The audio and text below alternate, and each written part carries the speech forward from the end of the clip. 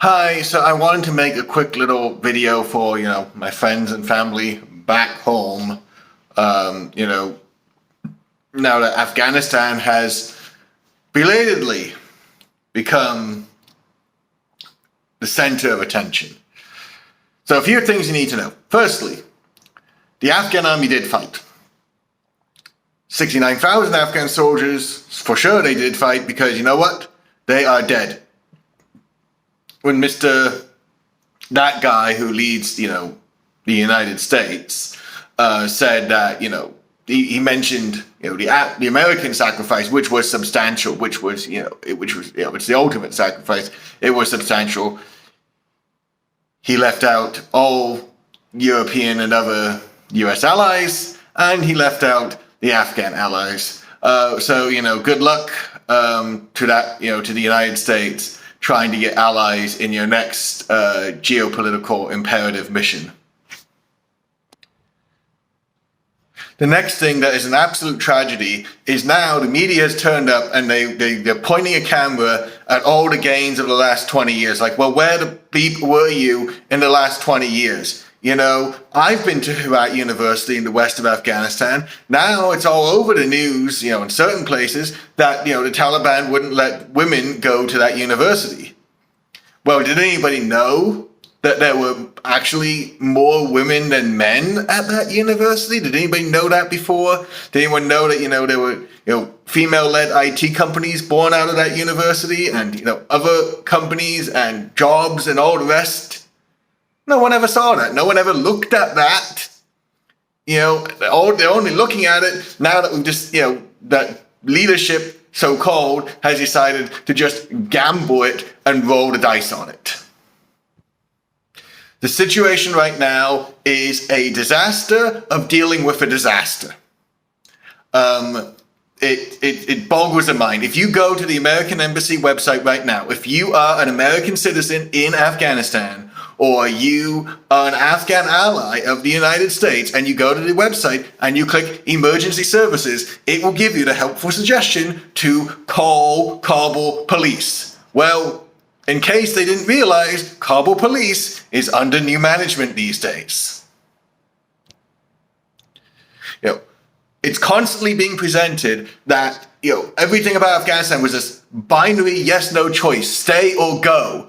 And it really wasn't. This is a really complex thing. The fact is that Western troop presence has been very minimal since 2014, has been a non-combat role. Yes, there have been limited casualties. Everyone is one too many, but it's been, non-combat role, sitting behind a wall, 2,500 soldiers.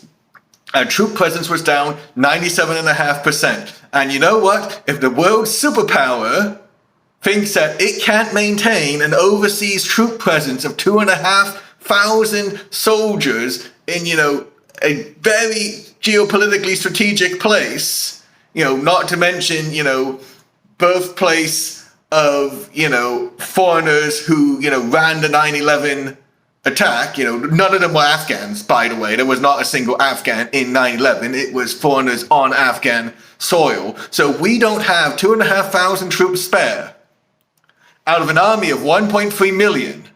Then we have got a massive, massive problem.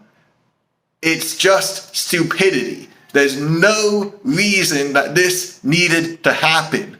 This level of commitment that we had to Afghanistan should be sustainable for a global superpower if it wishes to call itself as such. So right now, the disaster of dealing with a disaster is disastrous. It used to be a few weeks ago that there was a government that we could do business with. Now, everything is in the hands of the Taliban. That's the deal. If whether or not an American citizen or an Afghan ally will be able to get to the airport, that is in the hands of the Taliban.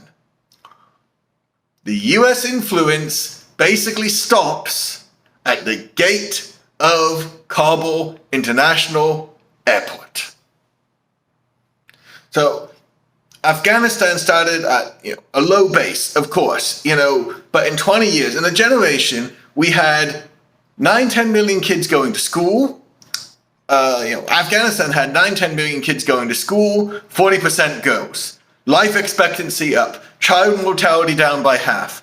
Death during childbirth down about 50%, I believe. Huge gains left, right, and center. And all anyone could talk about was failure. Like if it hadn't blown up or exploded, it was not going to get featured on the news. And it's just a tragedy that the only time anybody wants to pay attention or look at it is when it's been gambled and we've rolled the dice and it looks like we're going to lose.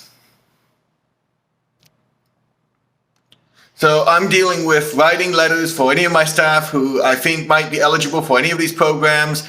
You send the applications, there's no feedback, there's no status tracking, there's like 5 PDFs and copies and things that you email to a black hole. You get better tracking if you send a package with FedEx or you order a pizza. Tracking what the heck is happening with a visa, nobody knows. I've dealt with the contracting, I've dealt with all these government procedures. I have no clue. There's email addresses this side, that side. Nothing wants to answer. The U.S. Embassy has some advice, helpfully suggesting calling Kabul police.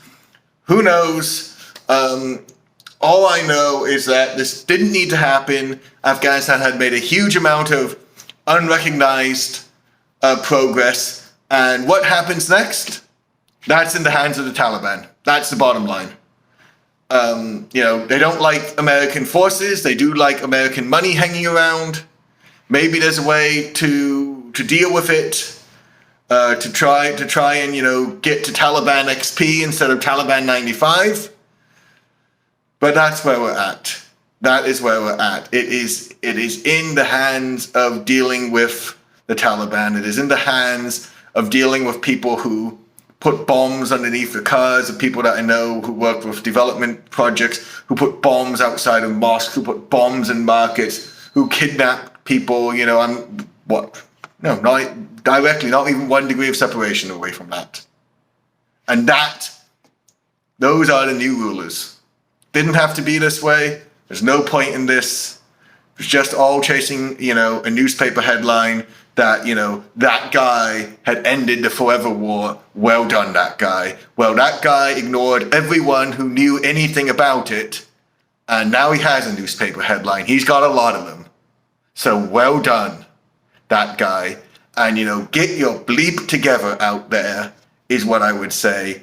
Start doing a little bit better on tracking things, than, just make your visa process as trackable as a pizza. And, try giving a better idea on your website than calling Kabul police.